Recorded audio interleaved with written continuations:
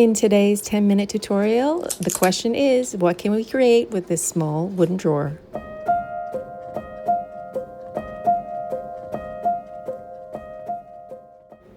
So there's a little bit of a backstory when it comes to this project because it's been sitting in my shed for over 3 years.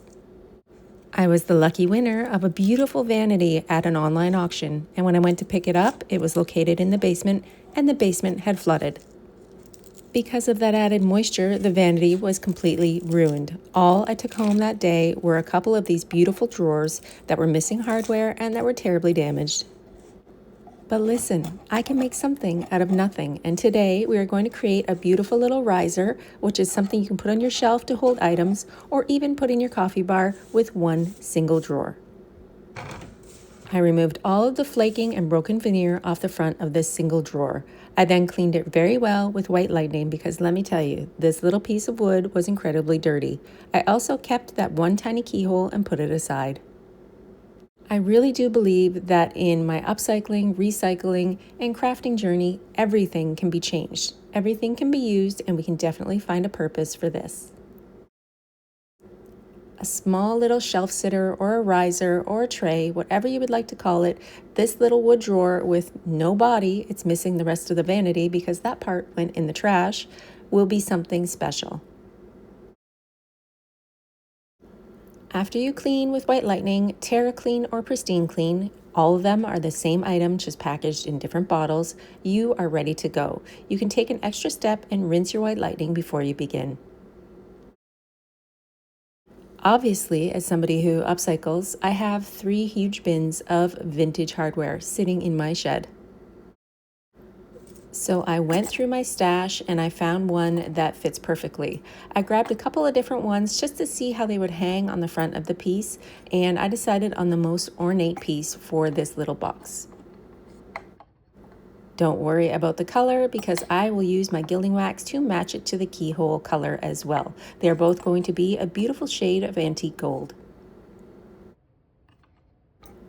When you are creating a shelf sitter or a riser or a tray, you always have the option to add little feet to the bottom. These are actually just basic wood knobs that I had in my stash, but it will give this little drawer a tiny bit of height. I found this bag of resin molds that I had made a couple years ago. These are all from an IOD mold. You can find IOD molds, I'm going to tag similar here in the video, on Etsy or even at a local retailer. Some of these little pieces even came from a baking mold. Did you know that you can use baking molds from a store like Hobby Lobby or Michael's with resin to create little bits of resin molding for your art? So I went through the entire bag and I found the ones that would fit in a beautiful pattern for the sides of the drawer. If you don't want to make your own little resin molds, there is a company called Woodubend. Woodubend makes little moldings as well that you can actually heat up and bend around corners. They're fantastic. I love them. For this project, I decided to use wood glue because I had that handy. So using wood glue to adhere these little resin pieces to the side of the drawer, you could also use hot glue or another type of glue if that's all you have on hand. Some of these moldings were a little bit warped, so I did heat them up on the back to try and flatten them out, and that worked well, gluing them down on the sides of the project. I added 1 even coat of bonding boss to the interior of this project so that I would not have any bleed through. So what's next? Well, that's obviously paint. I'm going to use my Silk All-in-One Mineral Paint to paint the sides and the interior of this project. Painting right over top of all of those little resin moldings, making them all look uniform to the piece. This Silk All-in-One Mineral Paint also has a built-in top coat and a built-in primer, so that added little bit of primer is going to help me with possible bleed through as well. This drawer is very old, and I feel like the older the wood, the more the tannins leach through your paint. So this is just adding another layer of protection for any possible tannins. I decided on the sides of the piece to use a small artisan brush to paint in and around the dovetails, using that as a design element. So the only part of the wood that will be left is the front panel that sits on the front of the drawer.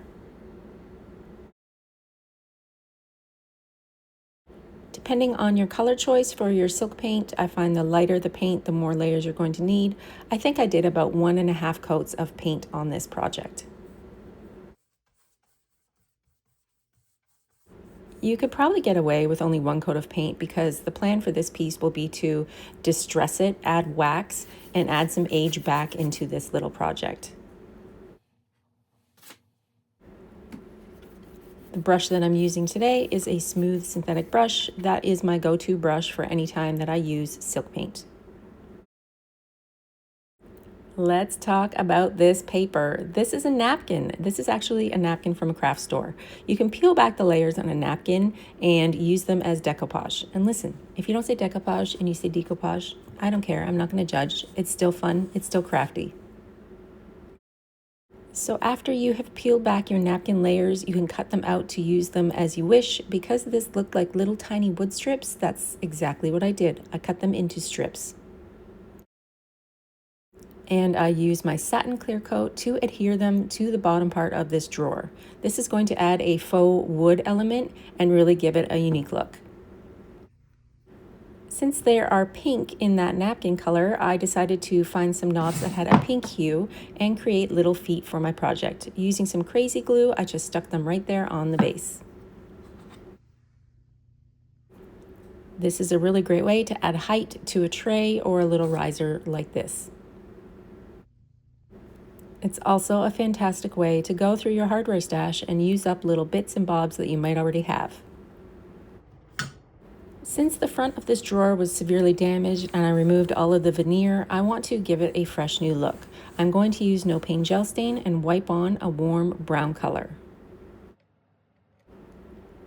Then I'm going to put back in that original keyhole. This is actually really easy to do. They just hammer in and fit to size. Look at how pretty that wood looks with just a little bit of gel stain on it.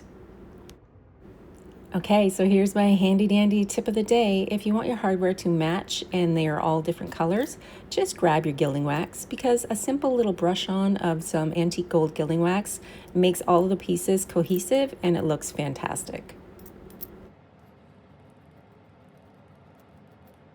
We are almost finished. I just need to add a little bit of dark wax to those moldings. So I really want to make them pop. And in order to make detail pop, you need to add a little bit of light and a little bit of dark. So using a dark wax, this color right here is black. I'm going to push it in and around the moldings and then wipe it back. What's going to happen is it's going to define all of the detail and make that detail look really great. This is Dixie Belle's water-based wax. You cannot do this with an oil-based wax as well. I find using a spray misting bottle filled with water to remove some of the darkness is key. So get in there with that little chip brush and push it down into all of the detail. Then wet it or wet your rag, both works equally well, and pull back some of that wax. You're not going to remove the paint if you're just rubbing gently, and it's going to really give this detail a lot of definition. I'm a big fan of taking things that are new and making it look old. So this is going to really change the look of the sides of the piece and give it more of a rustic vibe.